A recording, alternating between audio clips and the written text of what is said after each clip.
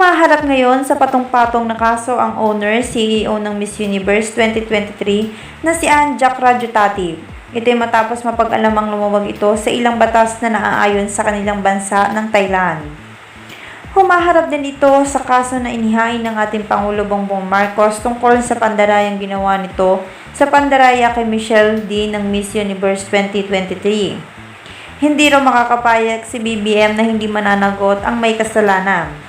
At ngayon ng araw, nang mapatunayang nagkasala raw ito ay ayon sa aming nakalap na impormasyon ay kasalukuyan raw itong nakadetine sa kinauukulan.